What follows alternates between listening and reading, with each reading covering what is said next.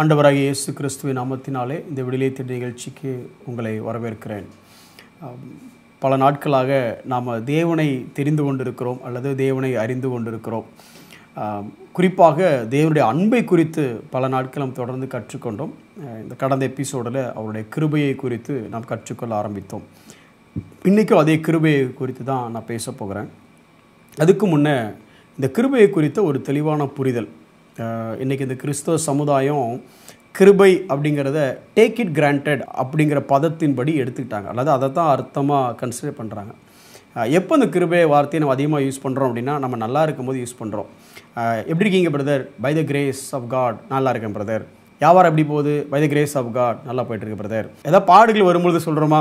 By the grace of God பாடுகளை go through பண்ணுற brother சொல்லுவீங்களா? சொல்ல மாட்டீங்க. ஆனால் பவுல் எப்போ சொன்னார் தெரியுமா? பாடுகள் மத்தியில் இருக்கும்போது தான் சொன்னார், பலவீனத்தில் இருக்கும்போது தான் சொன்னார், என் கிருபை உனக்கு போதும் அப்படின்னு சொன்னார். ஆனால் நம்ம இன்னைக்கு பார்க்குற கிருபைலாம் எப்படிப்பட்ட கிருபையாக இருக்குது அப்படின்னா, நம்ம சௌகரியத்துக்கு நமக்கு நல்லது நடந்தால் நமக்கு பாசிட்டிவாக இருக்கும்போது மட்டும்தான் அந்த கிருபையை பயன்படுத்துகிறோம். ஆனால் பவுல் என்ன சொன்னார்? பவுல்கிட்ட தேவன் பேசும் பொழுது, உன் பலவீனத்தில் என் பலன் பூர்ணமாய் விளங்கும் அப்படின்னு சொல்லிட்டு, எப்போ நம்மால் ஜெபம் பண்ணார்ல, எனக்கு ஒரு முள் கொடுக்கப்பட்டிருக்கிறது, அதை எடுத்து போடுங்க. ஒரு முறை ஜெபம் பண்ணல, 2 முறை பண்ணல, 3 முறை ஜெபம் பண்ணார். அந்த ஜெபத்துக்கு பதில் தான் கிருபை. என்ன? என் கிருபை உனக்கு போதும் அப்படின்னா, இந்த சூழ்நிலையில், இந்த பலவீனமான சூழ்நிலையில் உன்னை பலப்படுத்துகிற, உன்னை எக்யூப் பண்ணுற, உன்னை எனேபிள் பண்ணுற, உன்னை இன்னும் சொல்ல போனால் எடிஃபை பண்ணுற ஒரு காரியம் கிருபை. அதுதான், அதுக்கு பேர் தான் கிருபை. நான் தப்பு செஞ்சுட்டு அந்த தப்புக்கு சாக்க பயன்படுத்துறதுக்கு பேர் கிருபை இல்லை. அப்படி தப்பு செய்யக்கூடிய சூழ்நிலை வரும் பொழுது அதையும் ஓவர் கம் பண்ணி போகிறதற்கு எனக்கு காட்டப்படுகிற ஒரு எபிலிட்டி தான், அந்த ஸ்ட்ரென்த் தான் கிருபை. அதனால தான் கிருபை பற்றி சொல்லும்போது எப்படி சொல்கிறாங்க? இட்ஸ் an எம்பவர்மெண்ட் அப்படின்னு சொல்கிறாங்க. இட்ஸ் an எபிலிட்டி அப்படின்னு சொல்கிறாங்க. பாவம் செய்யக்கூடிய சூழ்நிலை வரும் பொழுது என்னை எவ்வளவாய் நேசித்த தேவன், எனக்காக மரித்த தேவன், நான் பாவியாக இருக்கையில், நான் சத்துருவாக இருக்கையில், நான் பலவீனனாக இருக்கையில் என்னை எனக்காக தன்னுடைய ஜீவனையை கொடுத்த அந்த அன்பை நினைக்கும் பொழுது ஒரு பலன் வருது பார்த்தீங்களா? அது கிருபை அப்படின்னு சொல்கிறோம். அதனால தான் புதிய ஏற்பாடில் சொல்லும் பொழுது கிருபை எதற்கு உண்டாயிருக்கிறது அப்படின்னா, நாம் தேவ பயபக்தி உள்ளவர்களாய், தேவ பக்தி உள்ளவர்களாய் இருப்பதற்காக உண்டாயிருக்கிறது அப்படின்னு சொல்லி பார்த்தோம். இப்போ கடந்த எபிசோடில் படிக்கும் பொழுது இந்த கிருபையினுடைய சாராம்சம், அது எப்பேற்பட்ட கிருபை அப்படின்னு சொல்லி பார்த்தோம். அது தகுதி இல்லாதவங்களுக்கு இல்லை, நரகத்துக்கு தகுதியாக இருக்கிறவங்களுக்கு. அது எதிர்பார்த்து கொடுக்கப்படலை. எதிர்பார்த்து கொடுத்தா கூட இவனால் ஒன்றும் திருப்பி கொடுக்க முடியாது. அப்பேற்பட்ட எந்த எதிர்பார்ப்பும் இல்லாமல் கொடுக்கப்பட்ட கிருபை அப்படின்னு சொல்லி நம்ம பார்த்தோம். இன்றைக்கி இந்த கிருபையினுடைய உச்ச கட்டம், அல்லது எப்படி நான் ஏற்கனவே சொன்னல, தேவனுடைய அன்பு முழுக்க முழுக்க தேவனுடைய அன்பு தான், வேதம் முழுக்க தேவனுடைய அன்பு தான். ஆனால் அந்த அன்புடைய சுப்ரீம் டிஸ்பிளே, அதாவது அந்த இடத்துல தான் சார் சூப்பராக தெரியுது அப்படின்னு சொன்னால் எதை சொல்லலாம்? சிலுவையை சொல்லலாம். அதே மாதிரி இந்த கிருபை எங்கே சார் சூப்பராக வெளிப்படுது, அல்லது கிருபையினுடைய உச்சக்கட்டத்தை நம்ம எங்கே பார்க்கலாம் அப்படின்னா, உங்களுடைய என்னுடைய ரட்சிப்பில் பார்க்கலாம். இந்த ரட்சிப்பு தான் கிருபையினுடைய உச்சக்கட்டமான வெளிப்பாடு. அதை நான் அடிக்கடி சொல்லும்போது இப்படி சொல்லுவேன், இந்த உலகத்தில் இருக்கிற சூப்பர் பவர் எல்லாரும் எடுத்துருங்க. எந்த நாடெல்லாம் நீங்கள் சூப்பர் பவர் நினைக்கிறீங்களோ, அல்லது சும்மா எக்ஸாம்பிளுக்காக சொல்கிற மாதிரிங்களேன், அமெரிக்கா, ரஷ்யா, சைனா, இப்படி உலகத்தில் இருக்க எல்லா நாடுகளையும் சேர்த்து மொத்த ட்ரூப், அவங்களுடைய பலம், அவங்களுடைய என்ன சொல்கிறது, அவங்களோட ட்ரூப்ஸ், அவங்களுடைய சோல்ஜர்ஸ் எல்லாரையும் நம்ம என்ன, அவங்ககிட்ட இருக்கிற வெப்பன்ஸ் அண்ட் மிசைல்ஸ் எல்லாத்தையும் கொண்டு வந்து ஒரு இடத்துல வச்சுட்டு இது எல்லாத்தையும் பயன்படுத்திடுங்க. எதை வேணாலும் பயன்படுத்திக்கலாம், எப்போ வேணாலும் பயன்படுத்திக்கலாம். ஒரே ஒரு காரியம் செய்யணும், உங்களுடைய பலத்தினால இந்த மாதிரி புஷ்பராஜுங்கிற ஒரு மனுஷன் பாவியாக இருக்கிறான், அவனை மட்டும் பரிசுத்தவனை மாற்றிடுங்க சார். இவன் பாதாளத்துக்கு போயிட்டுருக்கிறான், இவன் பாதாளத்துக்கு போகிறான் பார்த்தீங்களா, இந்த பாதாளத்துக்கு போகிறத நிப்பாட்டி இவனை மட்டும் பரலோகத்துக்கு போக வைக்கணும். நீங்கள் எந்த வெப்பனாலும் பயன்படுத்திடுங்க, எந்த பணத்தினாலும் பயன்படுத்திடுங்க, எந்த ரிசோர்ஸ்னாலும் பயன்படுத்திடுங்க, எங்கள் நாடில் இருக்க எல்லாத்தையும் வேணால் பயன்படுத்துங்க, என்ன போனாலும் பரவாயில்ல, எல்லாத்தையும் take it granted, make it and use it to make him as a saved person. எல்லாத்தையும் பயன்படுத்தி இந்த ஒத்த மனுஷனை பாதாளத்திலிருந்து பரலோகத்துக்கு தீர்ப்பீங்க அப்படின்னா, மொத்த உலகமும் சேர்ந்து வந்தாலும் அந்த ஒத்த மனுஷனை பாதாளத்திலிருந்து பரலோகத்துக்கு திருப்ப முடியாது. அதனால தான் ஆண்டவர்கிட்ட கேட்டாங்க, ஆண்டவரே யாரால் ரட்சிக்கக்கூடும்? ஒரே வரி, மனுஷரால் கூடாது. மனுஷரால்னா அவர் அமெரிக்க அதிபராக இருந்தாலும் ஆப்பிரிக்க அதிபராக இருந்தாலும் யாராக இருந்தாலும் எந்த மனுஷனாலும் கூடாது. ஏன்? என்னாலையும் கூடாது, உங்களாலையும் கூடாது. அப்போ யாரால் கூடும்? தேவனால் எல்லாம் கூடும். தேவனால் மட்டும்தான் ரட்சிக்க முடியும். எதை வச்சு ரட்சித்தாரு? அதுதான் மேட்ரு. அதுதான் என்ன? கிருபையினாலே விசுவாசத்தை கொண்டு ரட்சிக்கப்பட்டீர்கள். இப்படி மொத்த உலகமும் செய்ய முடியாத வேலையை கிருபை செஞ்சது சார். அதுதான் கிருபையினுடைய மிகப்பெரிய பலம். இப்போ உங்களுக்கு புரியும் நினைக்கிறேன்ல. இந்த மொத்த உலகத்தினுடைய பலத்தை காட்டிலும் தேவன் உங்கள் மீது என் மீது காட்டிய கிருபையின் பலம் அது மிகப்பெரிய பலம். அந்த கிருபை தான் உங்களுக்கு எனக்கு கொடுக்கப்பட்டிருக்கு. அந்த கிருபையின் மூலமாக தான் நீங்களும் நான் ரட்சிக்கப்பட்டிருக்கிறோம். வசனத்தை வாசிக்கிறேன் பாருங்களேன். ரோமர் 11வது அதிகாரம் 6வது வசனத்திலிருந்து வாசிக்கிறேன்.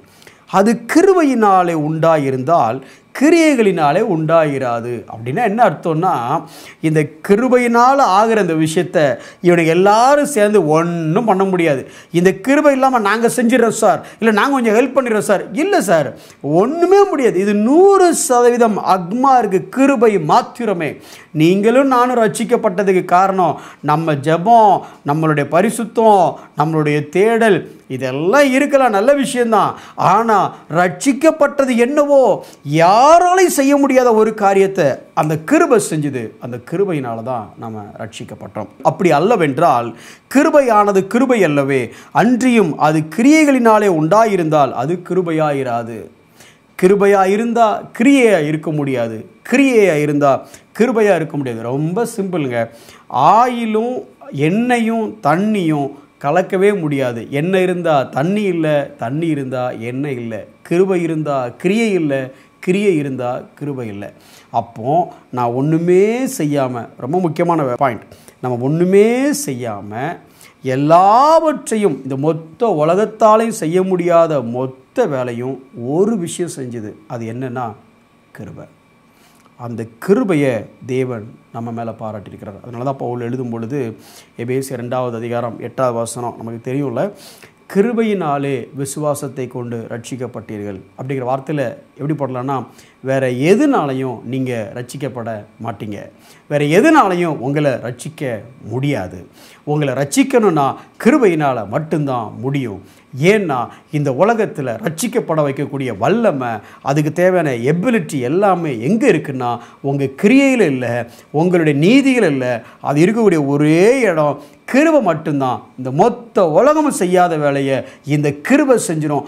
அவ்வளோ பெரிய கிருபைங்க இந்த கிருபை. வசனம் சொல்லும் பொழுது இது உங்களால் உண்டானது அல்ல, பேசிக்காக உங்களால் செய்ய முடியாது. அப்போ இந்த கிருபை எங்கேருந்து வந்துச்சு? இது தேவனுடைய ஈவு. இந்த கிருபையை தந்து என்னை ரட்சித்திருக்கிறார். இந்த கிருபையின் மூலமாக என்னை ரட்சித்திருக்கிறார். இது தேவனுடைய ஈவு. இதில் நான் பெருமை பாராட்ட முடியாது. இது கிரியைகளினால் உண்டானது அல்ல. ரொம்ப சிம்பிளாக ஒரு எக்ஸாம்பிள் சொல்லனா, சும்மா உங்களுக்கு புரியறதுக்காக மட்டும் சொல்கிறேன். இந்த நாயினூர் விதவை கதை உங்களுக்கு தெரியும். இயேசு வேறொரு ஊரில் இருக்கிறாரு. இது நாயினூர், அது வேறொரு ஊர், கிட்டத்தட்ட ஒரு 30 மைல் டிஸ்டன்ஸ்னு வச்சுக்கிடுங்களேன். இப்போ அந்த ஊரில் அந்த பையன் செத்து போயிட்டான்.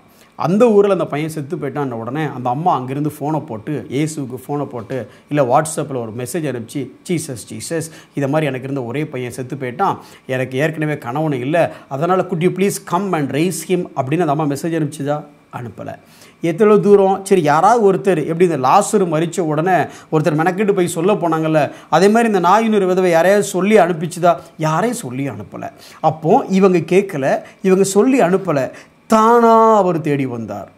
அவர் தான் வந்தார் நாயினூருக்கு. அவருக்கு என்னென்ன வேலை இருந்துச்சுன்னு தெரியாது, அந்த கரெக்டான நேரத்தில் வந்தார். இவங்க ஊரை விட்டு வெளியில் வராங்க, அப்படி இவங்க அப்படியே வந்து செமெட்ரிக்கு போயிருக்கணும், இவர் ஊருக்குள்ள என்ட்ரு ஆகிறாரு. அந்த இடத்துல அந்த நேரத்தில் சரியாக அவர் வந்தார். அது கிருபை. எதுக்கு சொல்கிறேன்? நீங்களும் நானும் பாவத்துக்கு செத்து, பாவத்தில் அக்கிரமத்தில் செத்து போயிட்டு இருந்த நேரத்தில் நீங்கள் கூப்பிடல, உங்களுக்காக இன்னொருத்தர் கூப்பிடல, யாரும் கூப்பிடல, அவர் சரியாக வந்தார். எங்கேருந்து வந்தாருன்னா பரத்திலிருந்து இறங்கி வந்தார். தன்னுடைய ரோப், அந்த க்ளோரி எல்லாத்தையும் எடுத்து வச்சுட்டு கீழே வந்தார். எதுக்கு? உங்களை உயிரோட எழுப்ப. அதே மாதிரி பாருங்க, அவர் வந்தது மாத்திரமல்ல, அவரே அந்த பெண்ணிட்ட வந்து கேட்குறாரு. ஏன்னா அந்த பெண்ணுக்கு உதவியே இல்லை. அந்த பெண் அழுது கேட்டுச்சா, ஜீசஸ் யாருமே இல்லை, குட் யூ ப்ளீஸ் ஹெல்ப், நீங்களாவது ஹெல்ப் பண்ணுங்க. அவள் ஹெல்ப்லெஸ்ன்னு தெரிஞ்சு அவளை தேடி வந்தார். நீங்களும் நானும் ஹெல்ப்லெஸ். உங்களாலும் என்னாலையும் உங்களுடைய கிரியையினாலையும் என்னுடைய கிரியையினாலும் நம்மால் ரட்சிக்க முடியாது என்பது தெரிந்ததினாலே வேதம் சொல்கிறது, நீங்கள் பலன் அற்றவர்களாய் இருக்கையில் அவர் தேடி வந்தார். அந்த அம்மாவுக்கும் பலன் இல்லை, பையனும் செத்து போயிட்டான், புருஷனும் இல்லை, என்ன செய்யண்டே தெரியல. இப்போ அவர் வந்தார் என்ன பண்ணார்? ஹீ டச் த காப்ஸ், பிணத்தை அவர் தொட்டார். யூத முறைமையின்படி இந்த ரபியோ இந்த பதவியில் இந்த மாதிரி ஒரு ரிலீஜியஸ் பொசிஷனில் இருக்கிறவங்க பிணத்தை தொட்டால் தீட்டு. அதே மாதிரி தான் பரிசுத்தமான தேவன் இந்த பிணம் மாதிரி இருக்க அருவருக்கத்தக்க பாவியாக இருக்கிற உங்களை என்னையும் வந்து தொட்டார் சார். தொட்டதுனால அவர் தொட்டது எல்லாம் பரிசுத்தமானது. நீங்களும் நானும் பரிசுத்தர்களாய் மாறி போனோம். இதெல்லாம் நடந்தது எப்படி? ஒரே ஒரு காரியம்தான், கிருபை. அவன் எந்திரிச்சு பேசினான். நானும் இன்னைக்கு பாவத்துக்கு மரித்தவன், அக்கிரமத்துக்கு மரித்தவன், இன்னைக்கு உயிர்ப்பிக்கப்பட்டிருக்கிறேன். எதுக்கு? அவருடைய மகத்துவங்களை பேசுவதற்காக. நீங்களும் நானும் அவருடைய மகத்துவத்தை பேசுகிறோமா? கிருபையுடைய அளவு என்ன? இதுதான் அளவு. ரட்சிக்கவே இந்த கிருபை உதவி செஞ்சதுன்னா பாவம் செய்யாமல் இருக்க இந்த கிருபை உதவி செய்யாதா? அறிவுபூர்வமாக இருக்க, ஞானமாக இருக்க இந்த கிருபை உதவி செய்யாதா? ஒரு மனுஷனை ரட்சிக்க வைக்கிறதுக்கே இந்த கிருபை வேலை செய்யுதுன்னா வேறு எதுக்கு இதுங்க வேலை செய்யாது? அவர் கிருபை நிறைந்தவராக இருக்கிறார். அதனால தான் பவுல் எழுதுகிறாரு. தேவன் பவுல்கிட்ட சொல்லும்போது, உன் பலவீனத்தில் என் பலன் பூர்ணமாய் விளங்கும், என் கிருபை உனக்கு போதுங்க. அவரோட கிருபை மாத்திரம் போதும். கண்களை மூடி நாம் ஜெபிப்போம். கிருபை நிறைந்த ஆண்டவரே, எப்பேற்பட்ட கிருபை ஆண்டவரே! ஒரு மனுஷனை பாதாளத்துக்கு போயிட்டு இருந்த மனுஷனை ஒன்றுமே செய்யாமல் 100% கிருபை மாத்திரம் வேலை செஞ்சு அவனை பரலோகத்துக்கு கொண்டு போய் உம்முடைய ஆண்டவரே, உம்முடைய அப்பா இன்ஹெரிட்டன்ஸ் அவனுக்கு கொடுக்கக்கூடிய அளவுக்கு அப்பேற்பட்ட கிருபை, அந்த கிருபையை எங்களுக்கு தந்திருக்கிறீங்க ஆண்டவரே. எங்களுடைய பலவீனத்தில், எங்களுடைய போராட்டத்தில், எங்களுடைய பாவ சோதனைகளில் இந்த கிருபை போதும் ஆண்டவரே. எங்களை வெற்றியுள்ள ஒரு ஜீவியம் செய்ய வைப்பதற்கு இந்த கிருபை போதும். இன்னும் இந்த கிருபை எங்கள் மீது அளவில்லாமல் ஊற்றும். இயேசுவின் நாமத்தில் ஜெபிக்கிறோம் நல்ல பிதாவே, ஆமென்.